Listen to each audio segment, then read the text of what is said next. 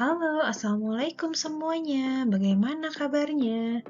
Ibu harap kalian semua dalam keadaan yang sehat walafiat. Jumpa lagi di kelas seni teater kelas 7 bersama Bu Farah. Kali ini kita akan mempelajari bagaimana sih cara merancang naskah fragmen. Simak videonya ya.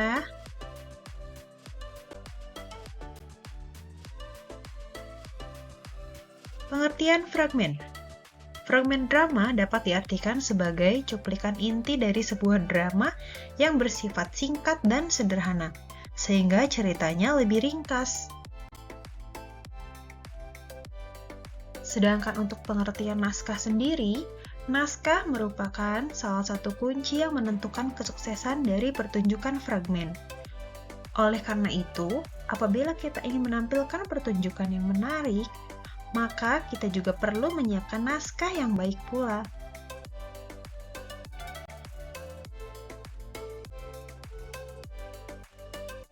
Selanjutnya adalah fungsi naskah.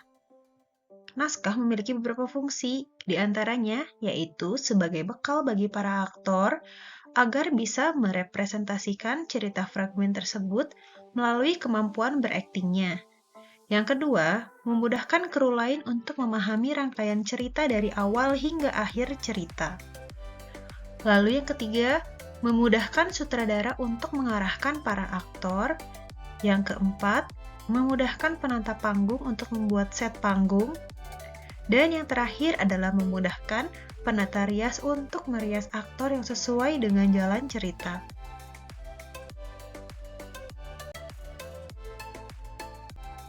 Selanjutnya adalah baga naskah.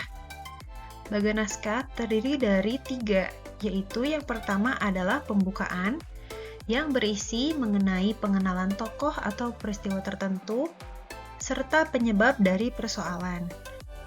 Yang kedua adalah isi, berisi beberapa adegan, yang berisi pemaparan, konflik, klimaks, dan antiklimaks. Yang ketiga ialah penutup, berisi penyelesaian atau solusi akhir, kesimpulan, atau akibat. Selanjutnya yaitu adalah tahapan menulis naskah fragmen. Yang pertama, kita harus menentukan tema atau ide pokok cerita fragmen.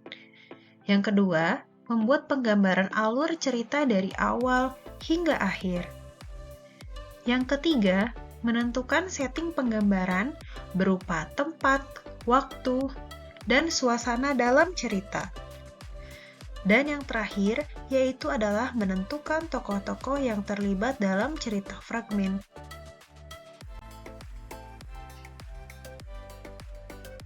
Tahapan menyusun adegan dalam naskah fragmen. Yang pertama, ialah kita harus menentukan tokoh mana saja yang akan muncul. Lalu, yang kedua adalah menentukan suasana atau setting seperti apa tokoh tersebut akan muncul. Yang ketiga, menentukan kapan konflik dalam cerita akan muncul. Lalu yang terakhir adalah menentukan kapan atau dengan cara apa konflik tersebut dapat terselesaikan.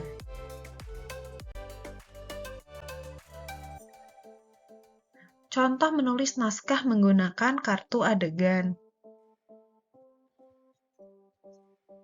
Jadi, untuk contohnya di sini, dari satu cerita dibagi menjadi 5 adegan dalam berbentuk kartu.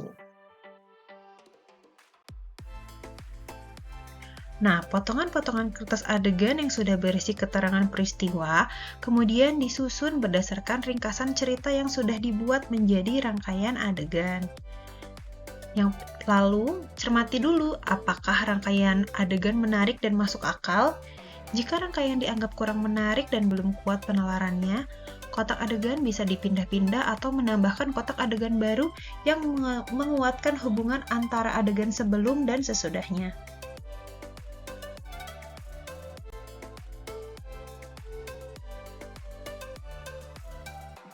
Nah, ini untuk contoh naskah fragmen yang dibuat dari kartu adegan. Ketika kita sudah memiliki beberapa kartu adegan, kemudian kita menyusun cerita dalam kartu tersebut menjadi cerita yang runtut, mulai dari cerita pembuka, kemudian isi atau klimaks, hingga anti klimaks, kemudian penutup atau penyelesaian.